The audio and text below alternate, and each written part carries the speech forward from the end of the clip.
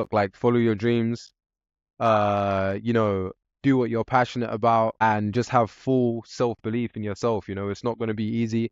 You're going to have a lot of bumps in the roads, but that's how you learn, you know, like you learn through making mistakes and every mistake just makes you better.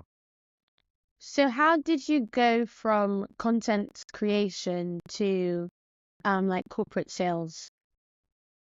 That's a great that's actually a great question. So I was actually doing corporate sales and content creation together. So basically, you know, to support my music career, that's why I had many different you know, corporate positions. So my first ever job was at Nando's when I was 18 years old. I met a guy there actually. He was a university lecturer, and he said, "Look, like no offense, but you're better than cleaning tables. Like just the way that you are and how you communicate with your customers and just your energy." He's like, you know, you would suit a sales role. So he asked me if I read a book, right?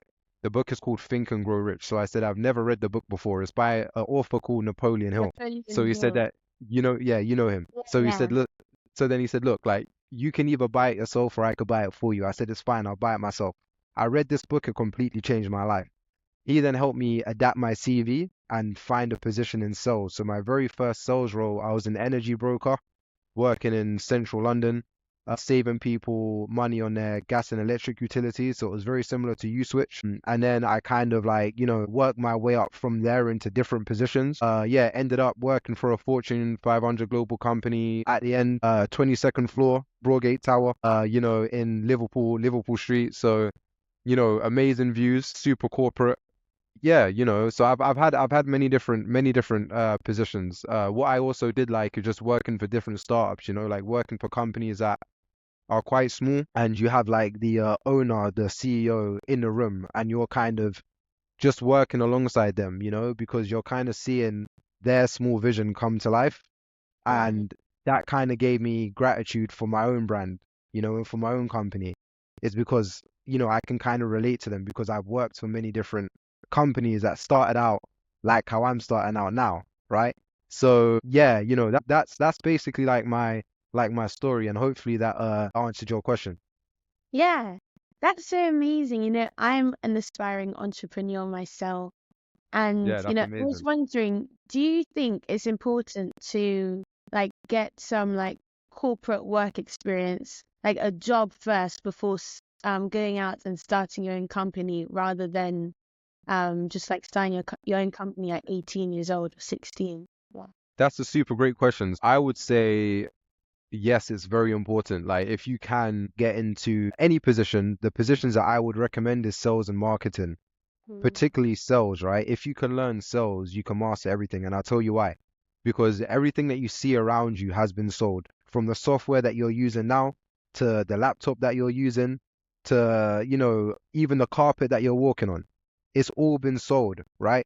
Everything is sales, right? So that's why I would say the number one most important skill for every entrepreneur and for every young person and just people in general to learn is sales because we are constantly selling anyway. You know, Mm. even if we're talking to friends and family, if we're convincing somebody to go to the cinema with us, we're selling. If we're convincing somebody to go on a date with us, we're also selling, right? So we're constantly selling and being sold to. So that's why I would say the number one skill to learn is sales. The second skill is marketing. If you can learn sales and then marketing, you're unstoppable because then you can market yourself. So the way that I look at it is marketing is like, you know, throwing out the fishing rod into the sea. Sales is you now catching that fish and making something out of it, right? Yeah. So that's basically how I explain sales and marketing. That's amazing. So I've been looking at like many sales jobs in like banking and finance firms Yeah, and that's great. investments.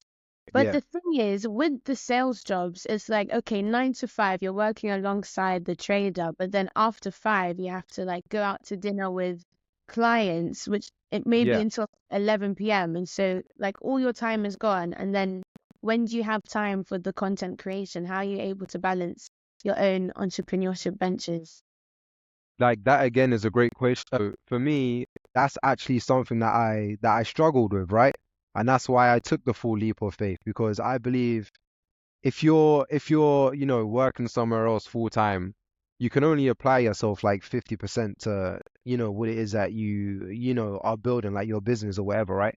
So in order to kind of give something your all, you have to give it your all, right? So you can't kind of have your attention here like half of the time, but then your attention here half of the time. Like it's just not gonna work. You're constantly juggling.